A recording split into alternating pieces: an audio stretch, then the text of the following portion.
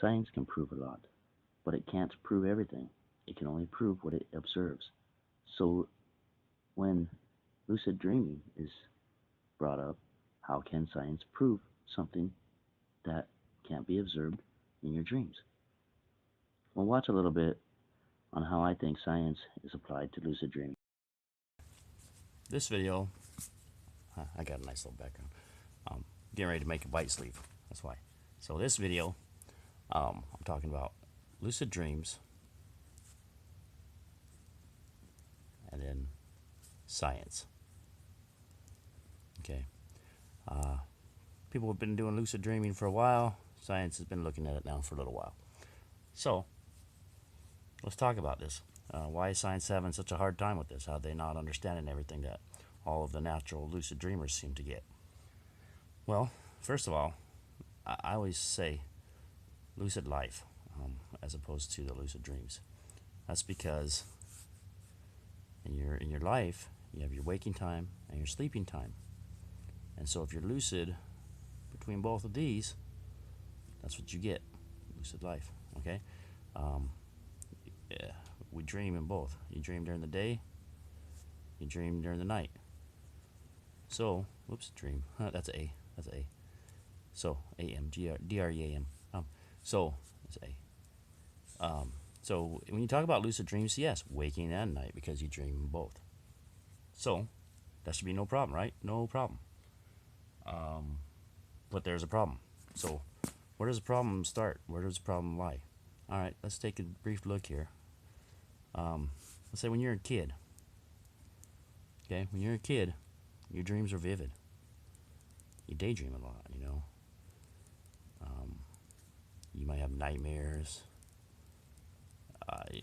Very lucid as a kid because you have problems between your wake and sleep, and you don't know, which one is your real life and which one is your dreams because it all seems real. You have the disorders. You have the sleepwalking, and you have talking, and all sorts of bodily movements and functions that the body does when you're a kid. So let's take a look at it. As a kid, when you're awake and when you're asleep, how does your mind work? Well, we'll put it, I always like to say your unconscious mind, your conscious mind, and then your body. And that's kind of what I look at most of it. You've got some other things that go into it, but for the most part, try not to offend anybody and try to keep things all scientific. We just look at these things. So, in your waking life, as a kid, you've got your unconscious mind, you've got your conscious mind, and then you've got your body. Okay. So as a kid, your unconscious mind feeds your conscious mind, and your conscious mind feeds your your unconscious mind feeds your conscious mind, and your conscious mind feeds the body while you're awake. And then when you're sleeping, your unconscious mind feeds your conscious mind, and very often your conscious mind will still feed the body, and that's when you get the sleepwalking and talking and bedwetting and that REM behavior disorder. You got the leg movement, all sorts of movements while you're a kid, while you're sleeping. So you get older and you get to a teenage years. Okay, as a teenage years, well, you start to figure out more of your kid and stuff, and you start to figure out that you are having dreams and stuff. So you start to grow out of it. Okay, start to grow out of it. And what that means is, your dreams are less vivid. You might forget them even, You forget them. That's R. F-O-R-G-E-T. I go too fast for my hands sometimes. My brain goes too fast. I forget letters and forget. Anyways, so what this means is now, in your waking life as a teen, your unconscious mind controls your conscious mind, which controls your body, just like as your kid. Now, when you're sleeping, whoops, body, forgot the body. When you're sleeping, your unconscious mind controls your conscious mind, but your body shuts down now. See, or tends to. Some people don't grow out of it as a teen. So you see the difference from sleeping now. Your waking life is the same, but your sleeping life is a little bit different now. So as we get older, even more, we turn into adults. Now adults, they don't dream, some say. Some say I don't ever dream. I don't dream at all. They claim that. They no vividness at all. Just random stuff. Everywhere they can't. It's so confusing for some. I won't go on to all those things, but you can see where I'm going. You start out very very lucid and very vivid, and you start going now. Let's look over here. The waking mind, or the waking life, and sleeping life. Forgot the S up there for sleeping. So in the waking life, let's see if I get this right. And here goes my dog.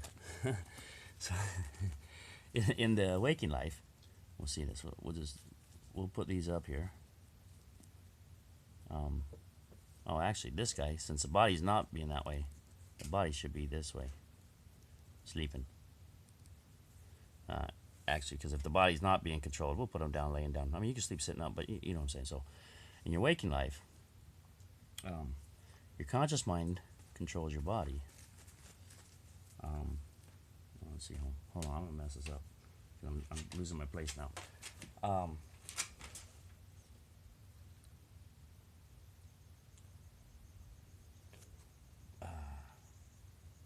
And your unconscious mind. Okay, hold on. I really screwed this up, didn't I? I was thinking about this and it worked in my head. Okay, your unconscious mind controls your conscious mind, but your conscious mind controls your unconscious mind. So there's a block there, because even though you're awake, even though your unconscious mind always controls everything, your conscious mind seems to take that control during the waking hours to make sure you wake. And actually, the same here. You start to have more influence on your less influence. Okay, yeah, more influence from your unconscious mind on your behaviors, and you start losing that. There goes my dog again. And you start losing that as you get older. So your conscious mind blocks more of your unconscious mind and does what it wants to do. Now, when you're sleeping, your unconscious mind, your conscious mind, and of course most adults are not active. It depends. I mean, it depends. It depends. Some people don't grow out of it. They don't grow out of it.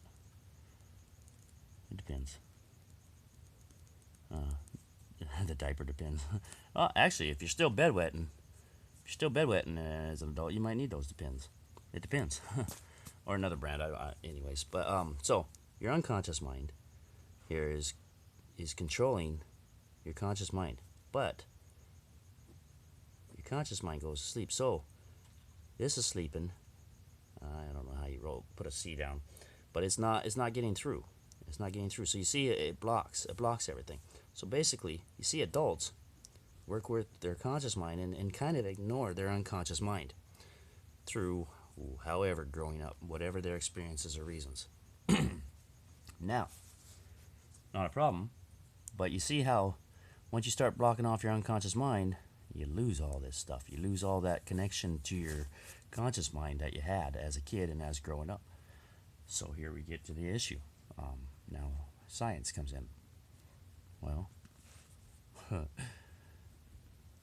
who are science? Well, adults. I haven't seen. Whoops, that's a LT. I haven't seen. That's a T crossing the L and the T. That's a L. Adults. I haven't seen too many kids as scientists. So most of them are adults. Knowing they're adults, this is kind of how their mind is working. Not always, because I don't fall into this. But you see a lot do. And what is science but an observation? Okay? An observation with what? That's Tion. Observation of your senses. Your sight, feel, touch, all this stuff that you can observe with whatever, with your body, from your conscious mind. Okay? Unconscious mind is hard to observe. You can't. How do you observe that? Some people don't even know how it all works yet. But your conscious mind, that's what's being driven by these scientists who are observing through the use and method of the scientific method. So, you can see already where I'm going with this. if science chooses something, they wanna choose something to research, and they observe it. Well, what are they observing? First of all, when science observes with the conscious mind, that's SCIOUS. The conscious mind observes through samples, because you can't take the full thing, right? Time frame, time periods, because you can't. I mean, if you sat there and did the experiment over your whole life, you'd never come with the result. And of course, the observation, that we talked about at the beginning of how science works. That's TION. Jeez. Now, what about your unconscious mind?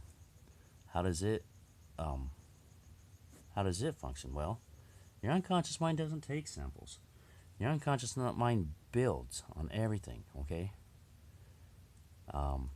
Same with your time period. It's forever. Your unconscious mind, your brain keeps stuff forever. You might not be able to recall it into your conscious mind from your unconscious, but your unconscious mind keeps it all in there forever. Observation, well, unlimited.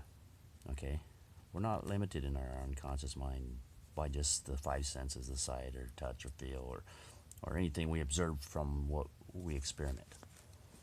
So there's a big problem. Now, science started out looking at all this stuff saying, oh no, you can't do certain things and this and that, but then again, they were just looking at the conscious mind. Technology, I hate writing around this stupid camera. Technology has made this part a little bit more possible to check. I always like to talk about different weird things that nobody really likes to talk about. The Van Allen belt, the radiation belt that's around our planet. Apparently, we didn't have to worry about those when we sent the astronauts to the moon because they weren't discovered yet. Wow, conscious mind at the best. Unconscious mind. I mean, we didn't know about it. It's kind of an example. So we do that on everything. Evolution, germs, dreams. Geez, I can't even. All sorts of food, preservatives. Preservatives, That's preservatives. That's supposed to be preservatives, okay? Food preservatives, and whatnot. So, when science catches up, we start to learn about this. Oh, evolution. Yeah, that's great. That's a great example of this. Some guy took what he saw, a little sample in a short time period, and what he observed, and came up with evolution. Some say, well, no, it's adaptation. It's de-evolution or whatever. It's all this other stuff. But this one guy took his conscious mind and observed it. Now, if he would have been able to use his unconscious mind and expand it out even further, we might not all be believing in evolution today. Germs. If we had stayed with our conscious mind and didn't know about germs and nobody took it further, we would still be all dying from germs even more instead of vaccines. That's one everybody will like, huh? Yeah. Anyways, that's your own opinion on vaccines. Take them or not, I don't care. I just thought I'd throw that in there to keep people thinking. It's about being aware. You can talk about all these things about being aware. I'm not taking a stance on any of these in my videos here, except for Van Allen belt, because I saw too much on that was just crazy talk. But anyways, food preservatives, same thing, refrigeration, all that stuff. Dreams now. This is what we're talking about, because this is what we're all about here at this channel and this videos and where I'm about. Dreams. Dreams have been a big part of my life. I've been spending all sorts of time here, all sorts of time in here. So when someone tells me you can't do this, can't do that, and I've done it, then I think, no, you can't do it because you haven't looked at that. Technology is helping us. We have the EKG monitors or whatever, the EEGs, and all the different things that you can hook up to your brain to see what it's doing. You can put pictures in front of somebody and get the reaction, the brain reaction. It's a brain reaction is what I'm writing here. You get the brain reaction from that. So we're getting all this new technology that's being able to get our unconscious mind to help us observe it. So when science catches up to lucid dreamers, we're all going to be going, yay, science. Thanks for observing into the unconscious mind when you couldn't before. Yay, technology, right? Or whatever. But what I'm point is that science doesn't prove everything. At least it doesn't prove it all when we want it to. It catches up on a lot of things.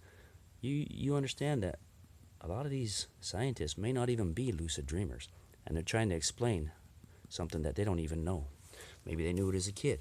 Maybe they grew out of it before in teen. Maybe they did grow up. Maybe some are lucid dreamers and they're, But then again, when you are lucid, you also have the experiences. What's your frequency? Your frequency. You got one every month. Once a night, 3 times a night. Every time you go to sleep. Just about every time. I love the times when I can't remember things. It's like, oh great, I got rest. But that's another issue. Getting rest while you're lucid is a totally another issue I worked on for years. But you've got your frequency, you've got your experiences that you did do in your dreams. Do you test things or whatever? Do you experiment? So even the lucid dreamers are going to have all sorts of different theories on what science may or not be able to prove. And if you stick to science and say, oh, only science knows and nothing else knows, well, then you're going to be playing catch up too. Because there's a lot of people out there that stick with science, but then when science fails to describe something, well, then they go and figure it out themselves. Because we can't all wait around for the scientists to observe and prove and sample and all that over their short period of time to come up with an answer that they're just going to probably change later, which science often does. So, again, I'm not bashing science. I'm saying yay for science for finally catching up to us lucid dreamers. I've been doing this for many decades now, and it seems like there's only been a few decades where people have really gotten into testing this stuff out scientifically. And I'm thinking, wow, wish I would have known that when I was a kid. I could have helped them. But again, who's scientists? Adults. Who's the kids? They're the ones doing all these cool dreams. And of course, a lot of adults don't understand it. So when they're saying, you sleepwalking, let's take you to the doctor. You're sleep talking, take you to the doctor. You're walking around in your sleep outside and talking at the same time, let's do that. You're wet in the bed, let's do that. You're acting out your dreams, let's do that. Your legs bothering you and jumping around at night, let's do that. And so that's kind of where we start to lose it. We get taught by the adults not to do that stuff, or it's just a dream. It's just your mind. You're just making it up. There's a lot of theories that go into all this, so keep in mind, my view on this is science is good, and I'm loving that science is catching up with us. So, on that note, to all you lucid dreamers out there, good night and lucid dreams. And to all your non-lucid dreamers out there, you have it in you. Don't worry about what science says. So let's get you on board with having you aware in your dreams too. And I can say good night and lucid dreams to you as well. Thanks. Thanks for watching. For more topics, please visit my Facebook page at www.facebook.com/mylucidlife.